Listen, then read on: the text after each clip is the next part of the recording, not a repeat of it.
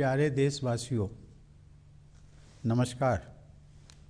74वें स्वतंत्रता दिवस की पूर्व संध्या पर देश विदेश में रह रहे भारत के सभी लोगों को बहुत बहुत बधाई और ढेर सारी शुभकामनाएं। 15 अगस्त को हम सब तिरंगे को लहराते हुए स्वाधीनता दिवस समारोह में भाग लेकर और देशभक्ति से भरे गीत सुनकर उत्साह से भर जाते हैं। हमारे युवाओं के लिए यह स्वाधीनता के गौरव को महसूस करने का दिन है। इस अवसर पर हम अपने स्वाधीनता सेनानियों के बलिदान को कृतज्ञता के साथ याद करते हैं। उनके बलिदान के बल पर ही हम सब आज एक स्वाधीन देश के निवासी हैं। हमारे स्वाधीनता संग्राम के आदर्शों की नींव पर ही आधुनिक भारत का निर्माण हो रहा है। हमारे दूरदर्शी राष्ट्र नायकों ने अपने विविध विचारों को राष्ट्रीयता के एक सूत्र में पिरोया था। उनकी साझा प्रतिबद्धता थी देश को दमनकारी विदेशी शासन से मुक्त कराना और भारत माता की संतानों के भविष्य को सुरक्षित करना। उन्होंने अपने कार्यकलापों से आधुनिक राष्ट्र के रूप में भारत की पहचान को मूर्त रूप प्रदान किया। हम सौभाग्यशाली हैं कि महात्मा गांधी हमारे स्वाधीनता आंदोलन के मार्गदर्शक रहे। उनके व्यक्तित्व में एक संत और राजनेता का जो समन्वय दिखाई देता है वह भारत की मिट्टी में ही संभव था। सामाजिक संघर्ष, आर्थिक समस्याओं और जलवायु परिवर्तन से परेशान आज की दुनिया गांधी जी की शिक्षाओं में समाधान पाती है। समानता और न्याय के लिए उनकी प्रतिबद्धता हमारे गणतंत्र का मूल मंत्र है। गांधी जी के बारे में युवा पीढ़ी की जिज्ञासा और उत्साह को देखकर मुझे अत्यंत खुशी होती है। प्यारे देशवासियों, इस वर्ष स्वतंत्रता दिवस के उत्सवों में हमेशा की तरह धूमधाम नहीं होगी। इसका कारण स्पष्ट है। पूरी दुनिया एक ऐसे घातक वायरस से जूझ रही है जिसने जनजीवन को भारी क्षति पहुंचाई है और हर प्रकार की गतिविधियों में बाधा उत्पन्न की है। इस वैश्विक महामारी के कारण हम सबका जीवन पूरी तरह से बदल गया है।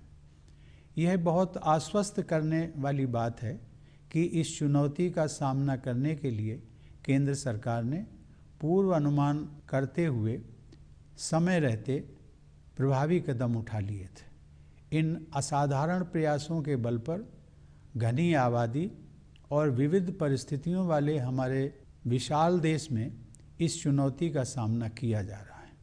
राज्य सरकारों ने स्थानीय परिस्थितियों के अनुसार कार्रवाई की। जनता ने पूरा सहयोग दिया। इन प्रयासों से हमने वैश्विक महामारी की विकरालता पर नियंत्रण रखने और बहुत बड़ी संख्या में लोगों के जीवन की रक्षा करने में सफलता प्राप्त की है। यह पूरे विश्व के सामने एक अनुकरणीय उदाहरण है। राष्ट्र उन सभी डॉक्टरों, नर्सों तथा अन्य स्वास्थ्य कर्मियों का ऋणी है जो कोरोना वायरस के खिलाफ इस लड़ाई में अग्रिम पंक्ति के योद्धा रहे हैं। दुर्भाग्यवश उनमें से अनेक योद्धाओं ने इस महामारी का मुकाबला करते हुए अपने जीवन का बलिदान दिया। ये हमारे राष्ट्र के आदर्श सेवा योद्धा हैं। इन कोरोना योद्धाओं की जितनी भी सराहना की जाए वह कम है। ये सभी योद्धा अपने कर्तव्य की सीमाओं से ऊपर उठकर लोगों की जान बचाते हैं और आवश्यक सेवाओं की उपलब्धता सुनिश्चित करते हैं।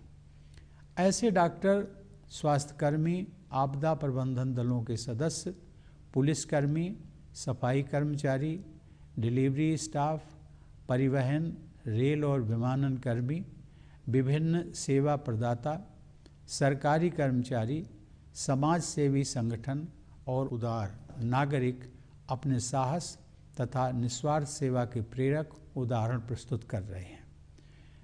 जब गांव और नगर में कामकाज रुक जाता है और सड़कें सुनसान हो जाती हैं, तब अपने अथक परिश्रम से ये कोरोना योद्धा सुनिश्चित करते हैं कि लोगों को स्वास्थ्य सेवाएं और राहत पानी और बिजली, परिवहन और संचार सुविधा, दूध और सब्जी, भोजन और किराने का सामान, दवा और अन्य आवश्यक सुविधाओं से वंचित न होना पड़े।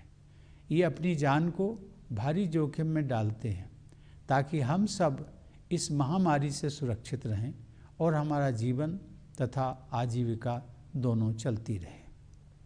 इसी दौरान पश्चिम बंगाल और उड़ीसा में आए अम्फान चक्रवात ने भारी नुकसान पहुंचाया, जिससे हमारी चुनौतियां और बढ़ गईं। इस आपदा के दौरान जानमाल की क्षति को कम करने में आपदा प्रबंधन दलों, केंद्र और राज्य की एजेंसियों तथा सजग नागरिकों के एकजुट प्रयासों से काफ़ी मदद मिली। पूर्वोत्तर और पूर्वी राज्यों में देशवासियों को बाढ़ के प्रकोप का सामना करना पड़ रहा है। इस तरह की आपदाओं के बीच समाज के सभी वर्गों के लोग एकजुट होकर संकटग्रस्त लोगों की मदद करने के लिए आगे आ रहे हैं। प्यारे देशवासियों, इस महामारी का सबसे कठोर प्रहार गरीबों और रोजाना आजीविका कमाने वालों पर हुआ है। संकट के इस दौर में उनको सहारा देने के लिए वायरस की रोकथाम के प्रयासों के साथ साथ अनेक जन कल्याणकारी कदम उठाए गए हैं। प्रधानमंत्री गरीब कल्याण योजना की शुरुआत करके सरकार ने करोड़ों लोगों को आजीविका दी है, ताकि महामारी के कारण नौकरी गंवाने, एक जगह से दूसरी जगह जाने तथा जीवन के अस्त व्यस्त होने के कष्ट को कम किया जा सके। लोगों की मदद के लिए सरकार अनेक कदम उठा रही है। इन प्रयासों में कॉरपोरेट सेक्टर, सिविल सोसाइटी और नागरिकों का भरपूर सहयोग मिल रहा है। किसी भी परिवार को भूखा न रहना पड़े, इसके लिए ज़रूरतमंद लोगों को मुफ्त अनाज दिया जा रहा है।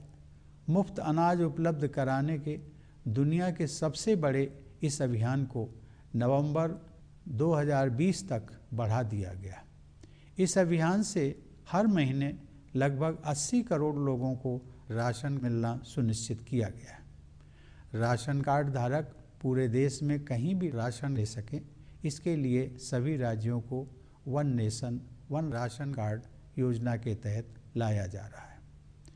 दुनिया में कहीं पर भी मुसीबत में फंसे हमारे लोगों की मदद करने के लिए प्रतिबद्ध सरकार द्वारा वंदे भारत मिशन के तहत 10 लाख से अधिक भारतीयों को स्वदेश वापस लाया गया है।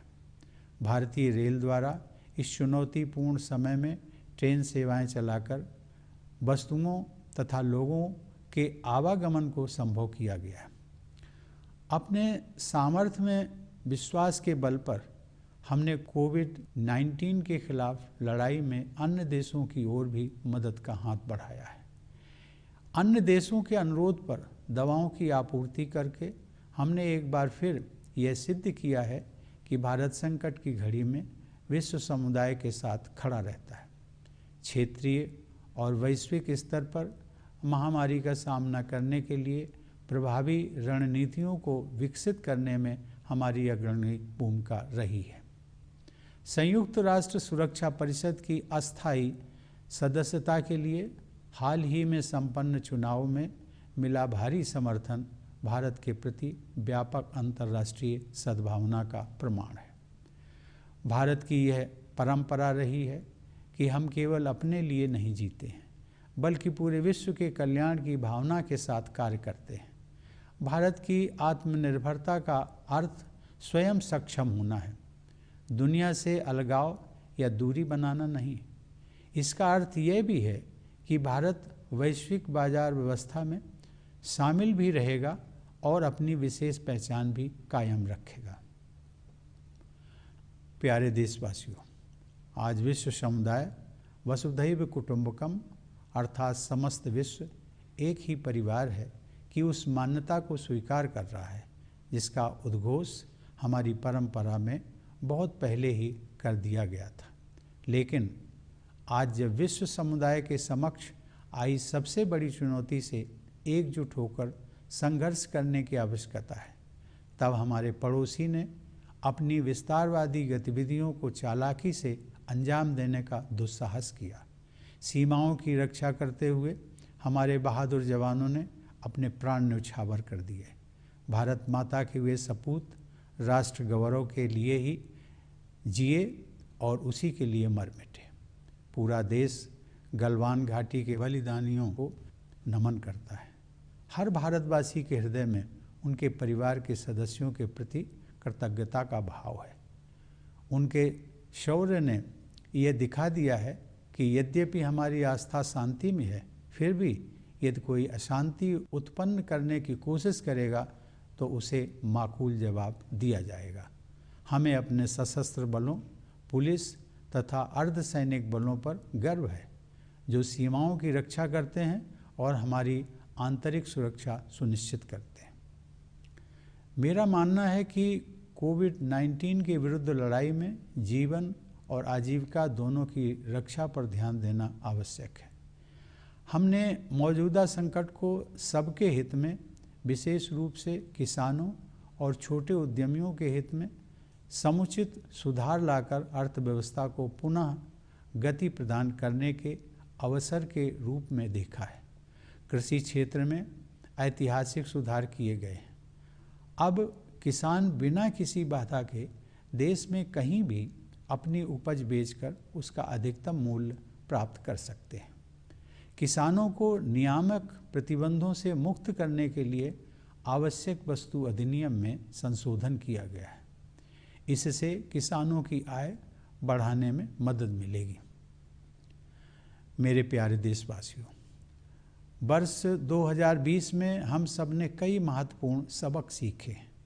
एक अदृश्य वायरस ने इस मिथक को तोड़ दिया है कि प्रकृति मनुष्य के अधीन है। मेरा मानना है कि सही राह पकड़कर प्रकृति के साथ सामंजस्य पर आधारित जीवन शैली को अपनाने का अवसर मानवता के सामने अभी भी मौजूद है। जलवायु परिवर्तन की तरह इस महामारी ने भी यह चेतना जगाई है कि विश्व समुदाय के प्रत्येक सदस्य की नियति एक दूसरे के साथ जुड़ी हुई है। मेरी धारणा है कि वर्तमान संदर्भ में अर्थ केंद्रित समावेशन से अधिक महत्व मानव केंद्रित सहयोग का है। यह बदलाव जितना अधिक व्यापक होगा, मानवता का उतना ही अधिक भला होगा। 21वीं सदी को उस सदी के रूप में याद किया जाना चाहिए जब मानवता ने मतभेदों को दरकिनार करके धरती माँ की रक्षा के लिए एकजुट प्रयास किए। दूसरा सबक यह है कि प्रकृति रूपी जननी की दृष्टि में हम सब एक समान हैं तथा अपने जीवन की रक्षा और विकास के लिए मुख्यतया अपने आसपास के लोगों पर निर्भर हैं।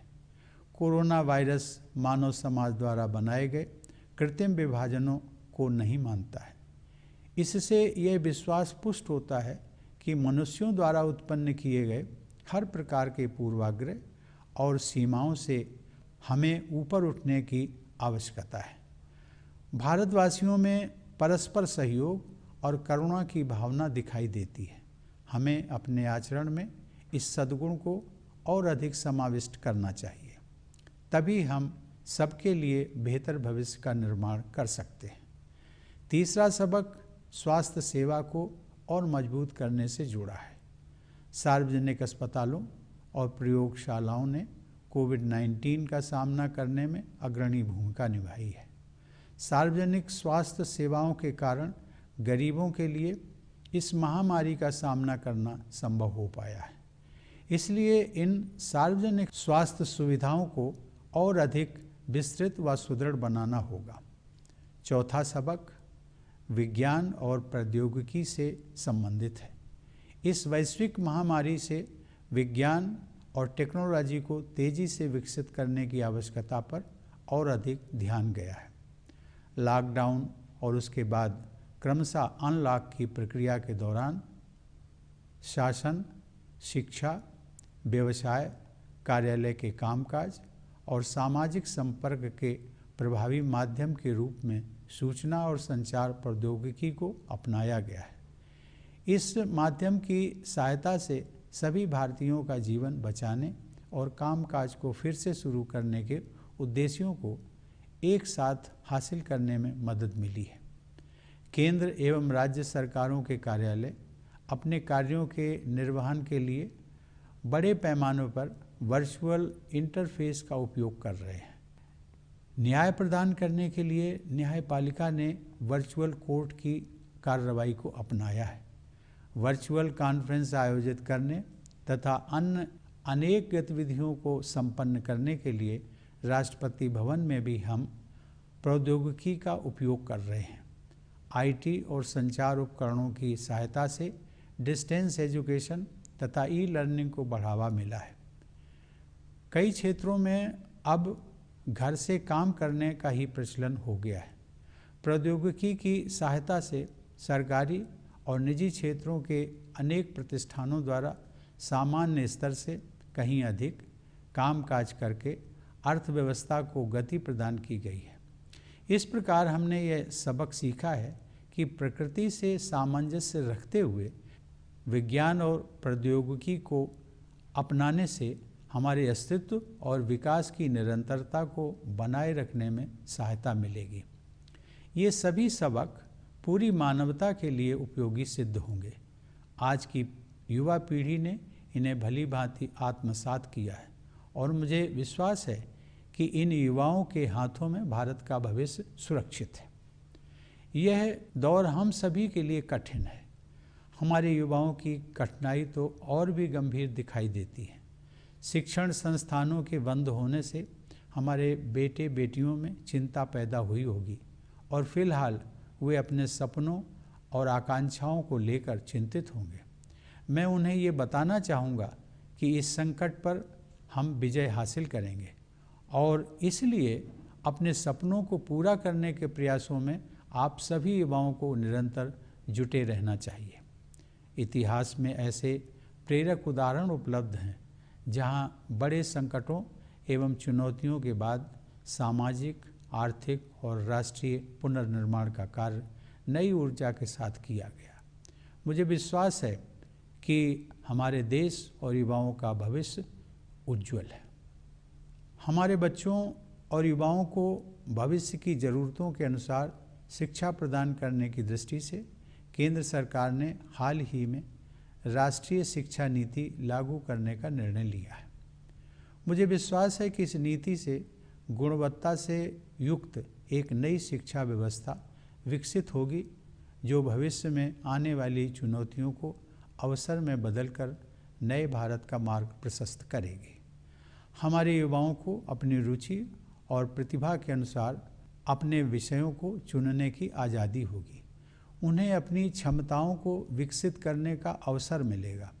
हमारी भावी पीढ़ी इन योग्यताओं के बल पर न केवल रोजगार पाने में समर्थ होगी बल्कि दूसरों के लिए भी रोजगार के अवसर उत्पन्न करेगी।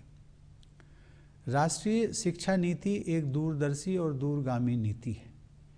इससे शिक्षा में इंक्लूजन, इनोवेशन और इंस्टीट्यूशन की संस्कृति को मजबूती मिलेगी।